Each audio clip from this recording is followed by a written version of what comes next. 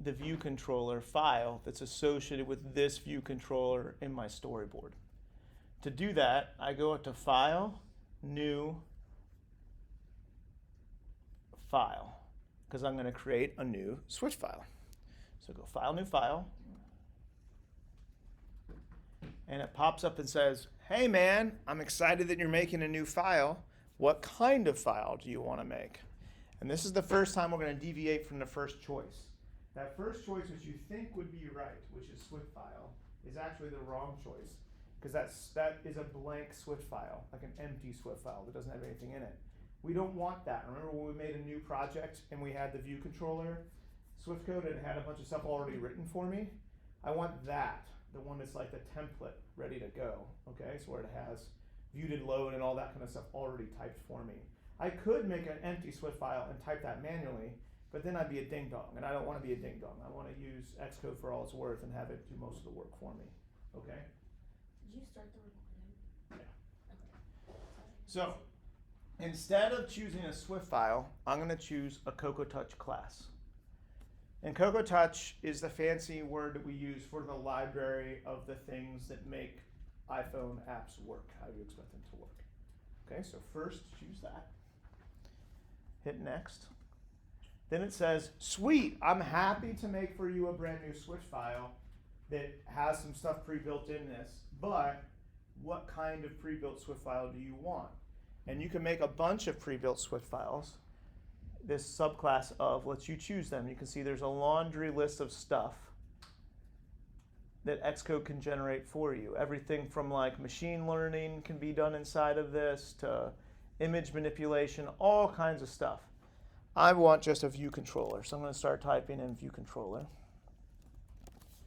And up here at the top, it should, there it goes, starts giving me all my choices. And what I want to make is a UI view controller. Right here where it says class, this is the name I want to give it. And you can name this anything. So remember, it's that Adam problem that we were just talking about. The first one that Xcode makes is just called view controller generically. From now on, we just want to give it a better name. So I'm just going to call this detail view. No spaces. Right there, detail view. Do not check also create XIB file. Do not do that, that is bad. And set the language to Swift. And hit next. And it goes bleep, bloop, bloop.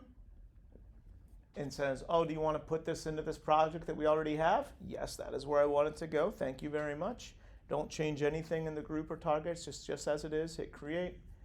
And it goes think, think, think, and ta-da, now over here on the left-hand side, I have a brand new file called detail view.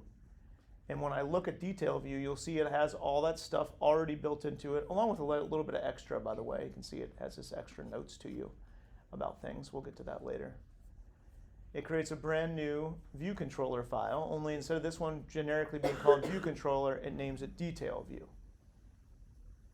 And it's all the same stuff we had before, which is cool. The last thing we got to do, though, is say, hey, in the storyboard, I have this view controller over here. That one I want to associate with this new file that we just created. Because you can imagine a world where you create a bunch of Swift code files and they're not necessarily associated with different storyboards. It just gets confusing.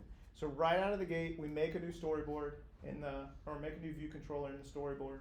Then we immediately make a Swift file for that view controller in the storyboard. And then the last step is we go back to the storyboard and say, hey, that new one I just made, it's associated with this file. You with me? So let's do that last step. Yeah, Lexi. I just made and everything. Do we have to have click on the view controller and then do this? No, you can do it out of order, but this is the order I do it in. So, all right. So then last, I go to the storyboard. And remember, this new one I just created is called detail view. I've got to remember that. And I mean, it says it right there too, but whatever. Go back to my storyboard. Go to my brand new view controller that I made.